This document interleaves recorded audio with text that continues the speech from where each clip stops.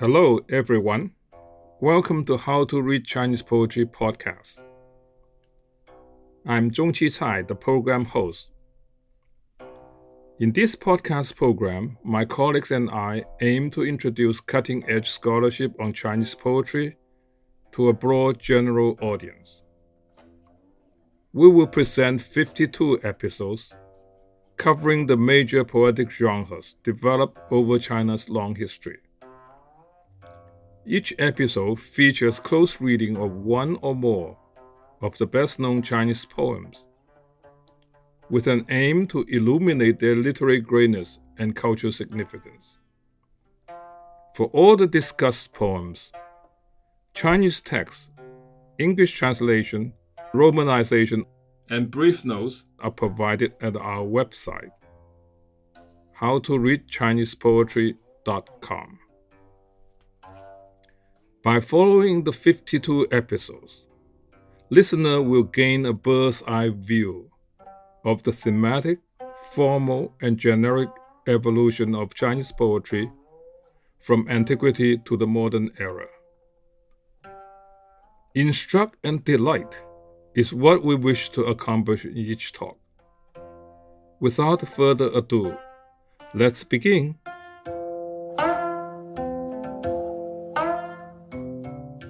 Today, our guest host, Professor Su, will present his second episode entitled A Bad Breakup in the Han Yuefu. Let us welcome Professor Su. 有所思 There is one I love. This is a song about a woman pining away for her absent lover.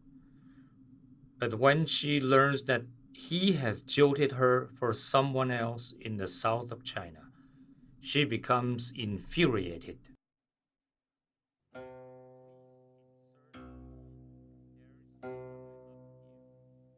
There is one I love. There is one I love. He is south of the Great Sea. Why should I send you anything? As for your tortoiseshell hairpin with twin pearls, I braided it with jade.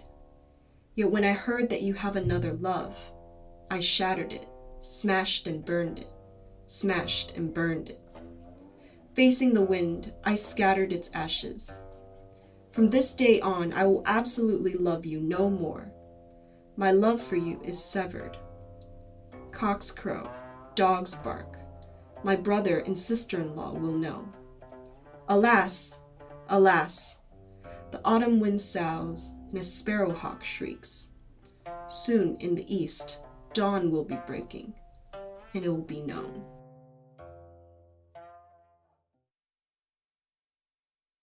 The earliest version of the poem is preserved in Shen Yue's Yuezhi, monograph on music of the Song-shu history of the Song dynasty, written in the 5th century. Like we fought south of the walls in the previous episode, this poem is categorized as one of the 18 gu cui nao ge songs for drum and pipe and nao bell. The title is taken from the first phrase of the poem. It is a common practice for compilers of later generations, because the original work probably did not have a title. The poem begins with a forthright exclamation of the narrator's love, which is unusual. Even in 5th century China, few literati would have openly written about their wives or families, still fewer about their own love affairs. Judging from this tradition, it is hard to imagine any literati of status in the Han time would have written a poem like this. Here again, it perhaps represents both an original folk song and literati revisions. Not until line 3, which contains the word Jun denoting a male in classical Chinese, does the reader realize that the poem's narrator is a woman. The woman is in love with a man who is far away in the south. When she hears that he has jilted her for someone else, She becomes furious and decides to burn and destroy his gifts to her. Another possible reading is that she destroys the gifts she is about to send her lover. The fiery character depicted in this poem is rather different from the typical female image in classical Chinese literature. Indeed, women in the Han, perhaps, enjoyed more freedom than those in the Song dynasty, especially in marriage. Divorce was not stigmatized, and remarriage was normal during this era.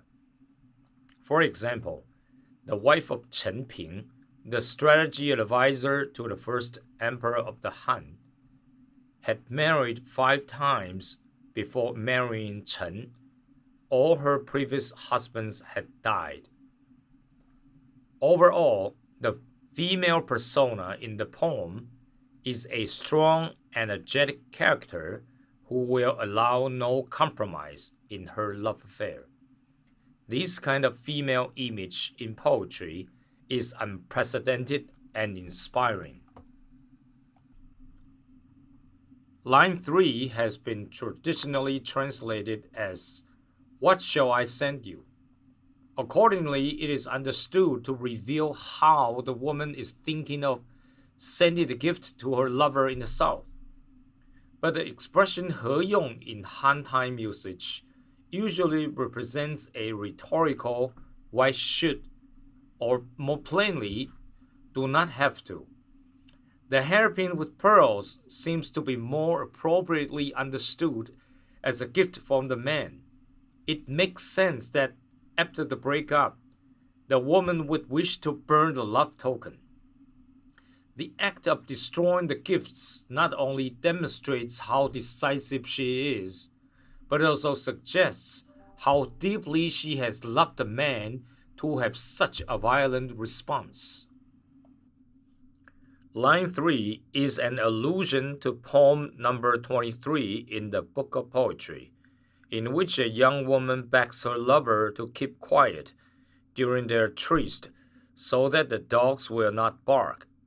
The expressions cocks crow and dogs bark sound especially rustic and perhaps too vulgar and plain for a man of letters. The two expressions appear for the first time, respectively, in the Book of Poetry and in a Han Dynasty poem. Gou, dog, seems to have been a common word in the Han, since we find some examples in Han poetry. However, through the 6 dynasties, dog's bark as an expression appears once only in a poem written by the famous 4th century poet Tao Yuanming, whose poetry was not appreciated by his contemporaries because of his unpolished style. Thus, these two expressions display a truly unsophisticated, plain-spoken style of composition. In the closure of the poem, the woman discloses her fear that her brother and sister will learn about her affair. Anne Burrell has speculated concerning the woman's fear that she believed that the attentions of the young official were serious, and now pregnant, fears that the news will soon come out. It is, however, difficult to determine the identity and status of the woman's lover, as Burrell proposes. Burrell's idea that the sparrow hawk is a metaphor for swift passage of time is also baseless. In fact, here the sparrow hawk, 晨风 in Chinese, refers to the title of number 132 of the Book of Poetry, which is traditionally understood as a woman missing and waiting for her husband to return.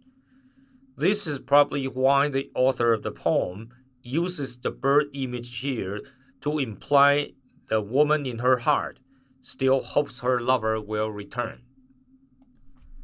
The autumn season at the end of the poem, however, does seem to symbolize a dire future for the young woman, because her unsuccessful affair will become known to her brother.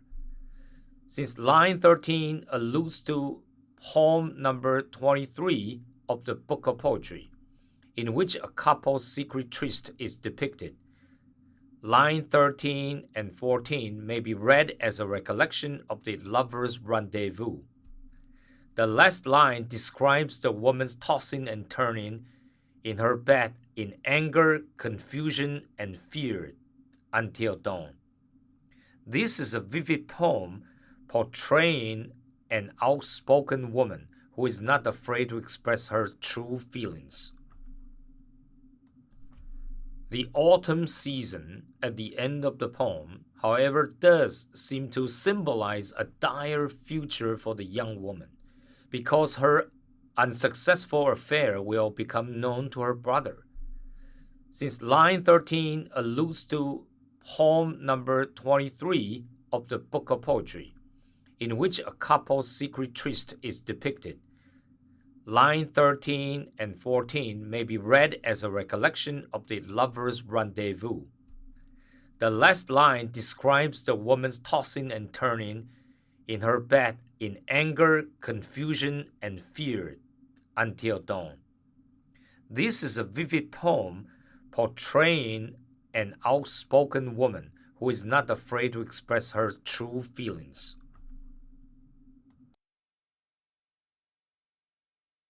Let us thank Professor Su for such a stimulating talk. We look forward to his presentation of the last episode next Tuesday. I hope you enjoyed the talk. Let us relax and listen to a reading of the poem in Mandarin. 有所思，有所思，乃在大海南。何用问为君？双珠玳瑁簪。用欲少聊之，闻君有他心。拉杂催烧之，催烧之。当风扬其辉，从今以往，勿复相思。相思与君绝，鸡鸣狗吠，兄嫂当知之。非呼吸，秋风簌簌晨风思。东方须臾好知之。